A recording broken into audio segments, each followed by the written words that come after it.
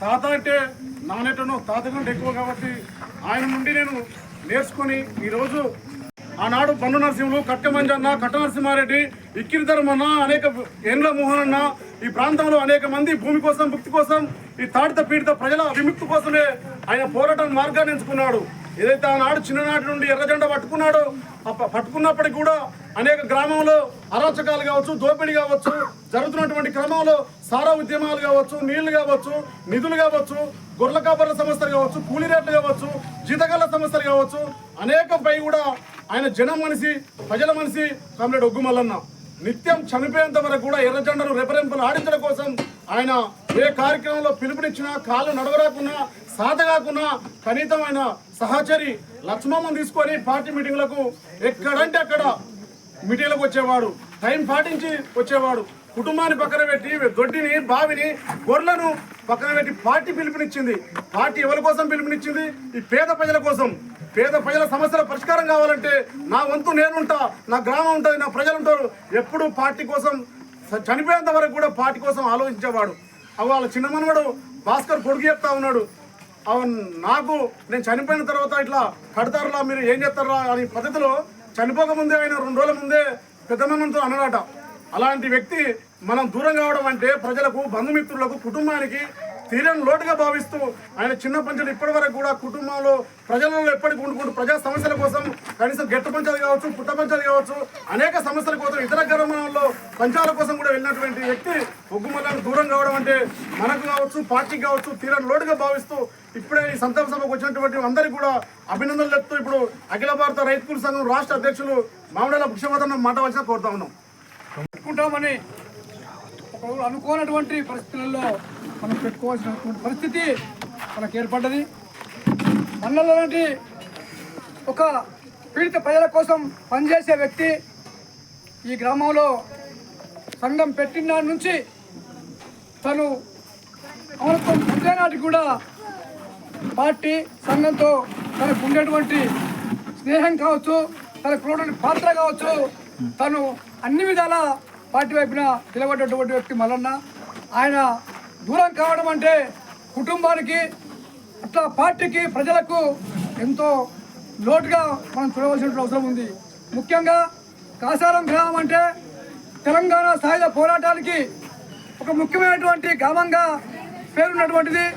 అక్కడ తెలంగాణ సాయుధ పోరాటానికి నాయకత్వం వహించినటువంటి దుంపల మల్లారెడ్డి గారు ఆయన అడుగుజాడల్లో జరిగినటువంటి ఈ గ్రామంలో ప్రజలకు, భూస్వాములకు, పెత్తందారులకు వ్యతిరేకంగా నిలబడి పోరాడేటువంటి గ్రామం.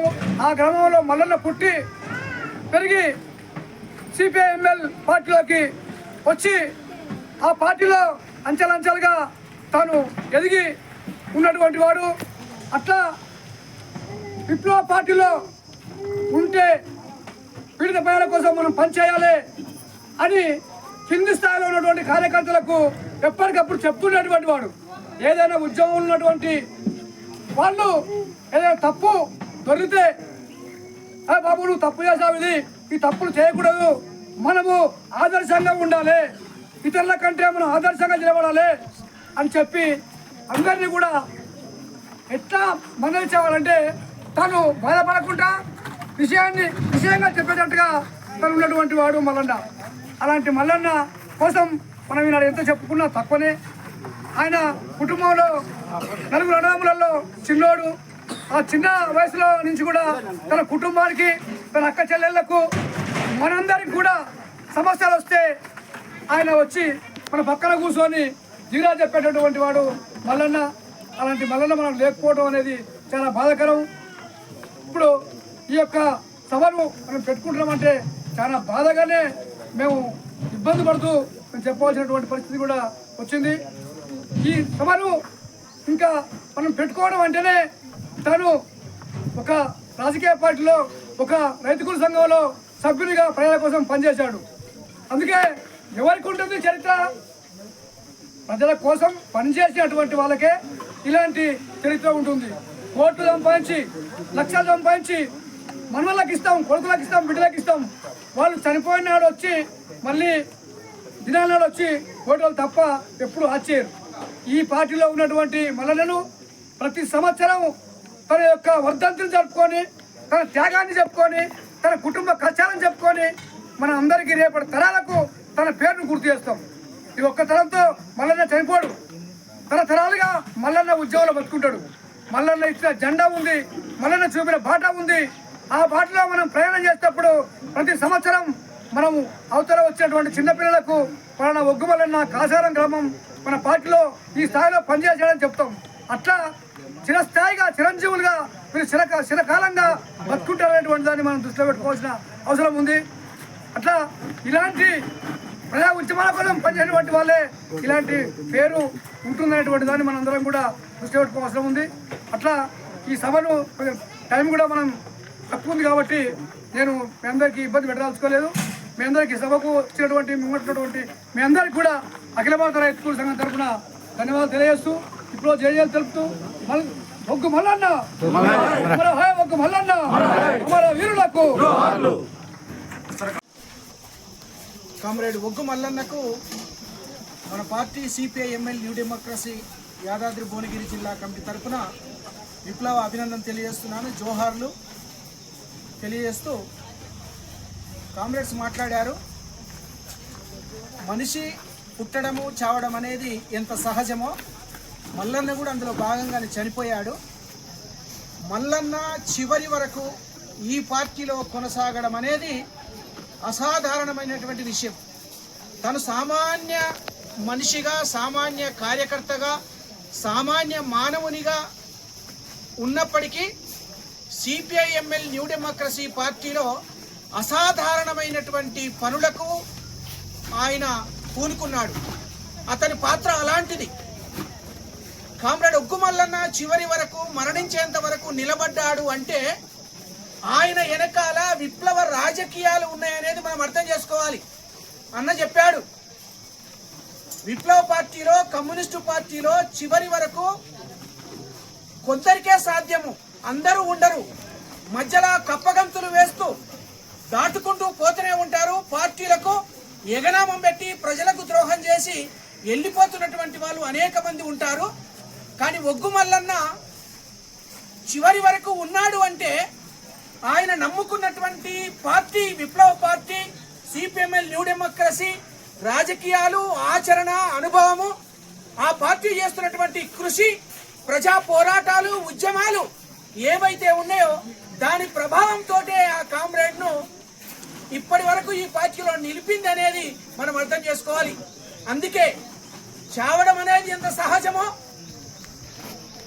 మనిషి మనుగడ ఏదైతే ఉందో, ఆ మనిషి మనుగడ ఏదైతే ఉందో మానవ సమాజానికి ఉపయోగపడాలి. సమాజ మార్పు అనేది ఎప్పుడో ఒకసారి ఖచ్చితంగా జరుగుద్ది. ఈ సమాజం ఇలాగే ఎప్పుడు ఉండదు, ఈ దేశం ఎప్పుడు ఇలాగే ఉండదు, ఈ వ్యవస్థ ఎప్పుడు ఇలాగే ఉండదు, ఇది మారుతుంటది. కాబట్టి ఒగ్గు మల్లన్న ఆశించినటువంటి నూతన ప్రజాస్వామిక విప్లవం ఏదైతే ఉందో, ప్రస్తుతం ఉన్నటువంటి వ్యవస్థను కూల్చి, దోపిడీ వ్యవస్థను కూల్చి దాని స్థానంలో ఒక నూతన ప్రజాస్వామిక విప్లవం ఏదైతే ఉందో, అది సాయుధ తిరుగుబాటు ఏదైతే ఉందో, దీర్ఘకాలిక ప్రజాయుద్ధ సాయుధ పోరాటం ఏదైతే ఉందో, ఆ పోరాటంలో మనం వ్యవస్థ మారుద్ది. ఆ వ్యవస్థ మారినప్పుడు మాత్రమే కామ్రేడు ఒగ్గు మల్లన్న ఎంచుకున్నటువంటి రాజకీయ లక్ష్యం అనేది సాకారమైతుందని మనం అర్థం చేసుకోవాలి. ఆ వైపుగా మనమందరము సిపిఐ-ఎంఎల్ న్యూ డెమోక్రసీ పార్టీ దేశవ్యాప్తంగా చేస్తున్నటువంటి కార్యక్రమాలు ఏవైతే ఉన్నాయో, పిలుపులు ఏవైతే ఉన్నాయో, అలాంటి పిలుపులలో కామ్రేడు ఒగ్గు మల్లన్న తన శక్తి మేరకు పాల్గొన్నాడు. పార్టీని సొంత కుటుంబంలాగా, సొంత కన్నబిడ్డల్లాగా ఎక్కువగా ప్రేమించాడు కనుకనే ఆ కామ్రేడు ఇప్పటి వరకు కొనసాగాడు. ఆ వైపుగా కామ్రేడు ఒగ్గు మల్లన్న ఆశించినటువంటి లక్ష్యము, ఆశయాన్ని నెరవేర్తాం. ఆయన ఎత్తినటువంటి ఎర్ర జెండా ఏదైతే ఉందో, పోరాట జెండా ఏదైతే ఉందో, దాన్ని మరింత రెపరెపలాడిద్దాం, ముందుకే నడిపిద్దాం. ఆ నూతన ప్రజాస్వామిక విప్లవాన్ని సాధించడానికి మనమందరము కార్యోన్ముఖులమై, కర్తవ్యాన్ముఖులమై ముందుకు సాగదామని తెలియజేస్తూ మీ అందరికీ అభినందన తెలియజేస్తూ ముగిస్తాం. ఆలోచించగలిగింది కాబట్టినే మనం ఒగ్గు మల్లన్న కోసం మాట్లాడుకుంటున్నాం. తను నిస్వార్థంగా ఏదైతే ఎర్ర జెండాను నమ్మిండో, ఆ చిన్ననాటి నుండి విప్లవకారుల తరఫున తాను ఉండి తన వ్యవసాయం చేసుకుంటూనే పార్టీ కార్యకర్తలు కానీ నాయకులు కానీ వస్తే వాళ్ళకు భోజనం పెట్టి శత్రువుల నుండి ఏ రకమైన ఇబ్బందులు కాకుండా కాపాడడం అనేది అందరికీ సాధ్యపడదు. ఎటువంటి ఇబ్బందులు ఉన్నా కూడా తను రక్షించుకునేవాడు, అందరికి అన్నం పెట్టేవాడు. రైతు కుటుంబంలో పుట్టినప్పటికీ తాను కష్టజీవుల కోసమే ఆలోచించిన ఉగ్గుమల్లన్నకు విప్లవ అభినందనలు తెలియజేస్తూ అన్ని గ్రామాల నుండి వచ్చిన